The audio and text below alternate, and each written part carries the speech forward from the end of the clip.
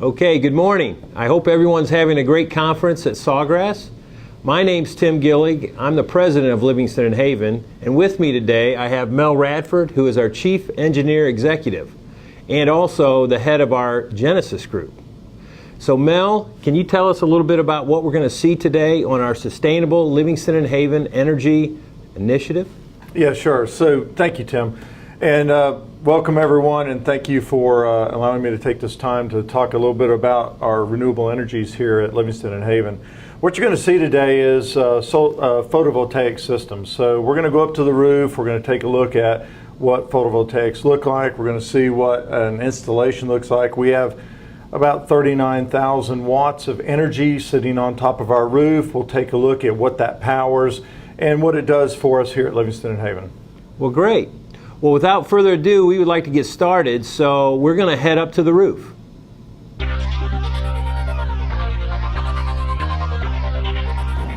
Okay, we have left my office and we are now standing on top of our corporate headquarters. In fact, our warehouse is right below us, and if you see behind me, that building back here is the Genesis Group, the roof of the Genesis Group that Mel actually operates and manages. And if you look in the background, you can actually see today the skyline of Charlotte.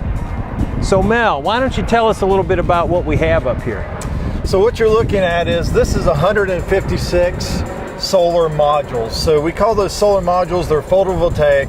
Basically what occurs is the sun strikes the silicon and the silicon releases electrons, creates electricity.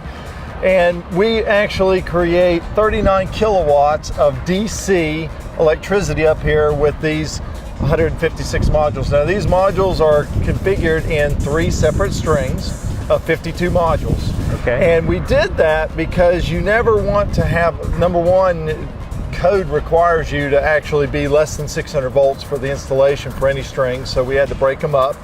So we have basically large DC buses up here. So if you think of the way our servos work and things like that, you think of that whole DC bus idea. Well, that's what we've got up here. We've got a large DC bus, 52 modules per string, gives us about 13,000 watts of DC power going down to inverters that we'll see downstairs. Okay, very good. So that's what we have up on the roof. Now we're going to go downstairs and see the inverters that are outside our building before we go actually into the building to see what's happening there.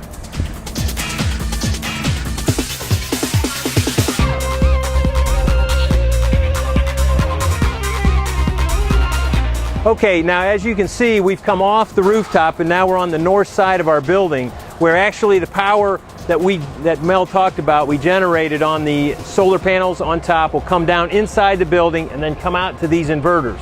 And that's what Mel's going to talk to you next about. We also have this green box over here, which is a gas generator. And we're also going to talk to you about that.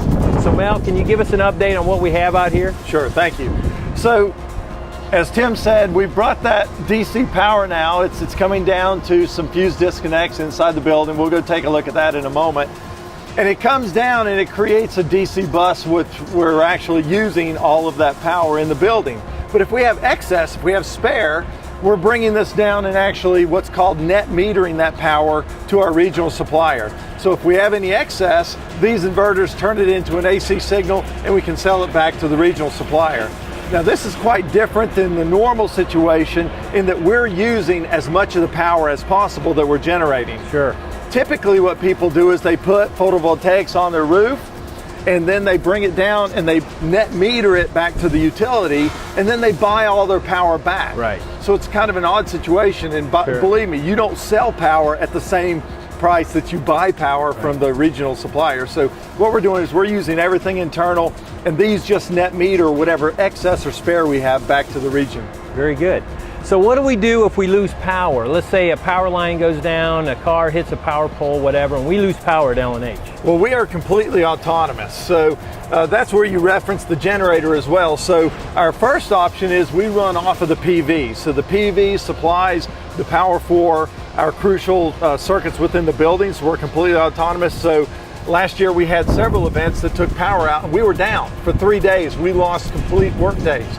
Well, we made the decision, as you know, to never be down like that again. So these systems actually keep our systems up, our electrical systems up, our crucial systems up, regardless of what happens to our regional supplier. So the power can go down, power poles can be knocked out, we can have ice storms or hurricanes, we continue to run because we have our PV. And then if it's not sunny, you know, what happens if there is no sun? What happens? Well, if there was no sun, then we'd have a real problem, right? But on a cloudy day, the PV doesn't operate as well as it does on a beautiful day like this. And that's when we automatically kick in the natural gas generator that you see here, the green box. Right. We kick in the natural gas generator and we can continue to run on either photovoltaics, the sun, or natural gas, regardless of what's happening. Very good. Okay, let's go on inside now and see what's happening inside the Genesis building.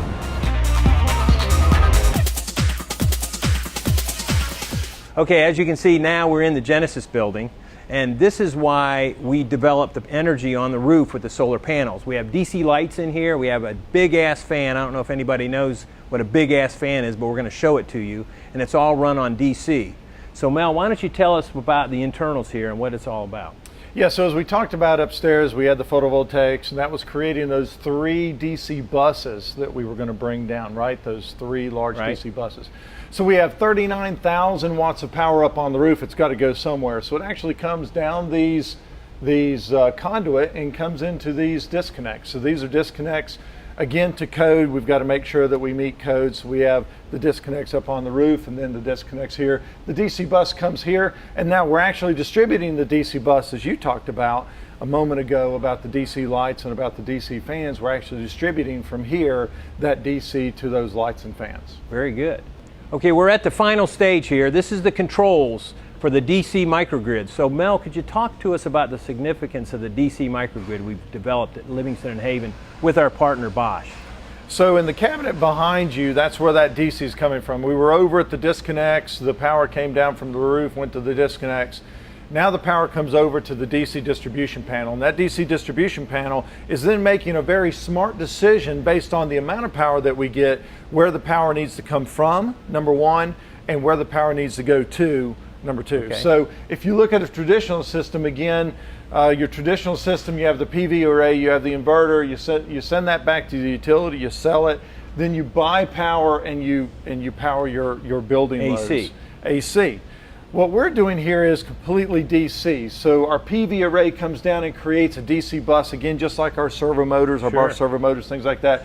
We create that DC bus, and we're actually using our devices that you see are all DC. You think about your computers DC, your laptops are DC, your tablets are DC. Well, we have DC lights, DC fans now. So if we don't have enough power, then we rectify a little bit more AC and we bring it in, or as I said, we fire up our natural gas generator. Okay, so what's the significance of DC versus AC to power up lights and fans like we have here? Well, you save a tremendous amount of money. You save a tremendous amount of money. The key is when you take DC from those photovoltaics and you bring them down and you invert it to AC, you have about a 4 to 8% loss in that process. So that's energy that just goes up in smoke, so to speak, into heat and whatever. Sure. So we actually lose that. Then when we bring it back, the lights that we have, most lights in today's warehouses and today's systems, most lights are DC lights anyway. All LEDs are DC.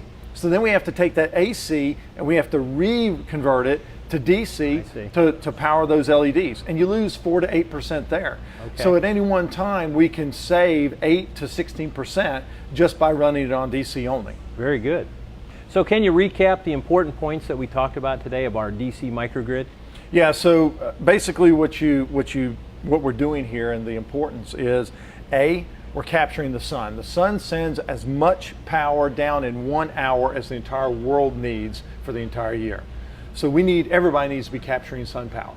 So we're capturing that sun power and we're converting that sun power to DC, and we're using it very, very efficiently. That allows us autonomy. So we're no longer subject to the whims of our regional power company. We're no longer subject to down power and issues like that.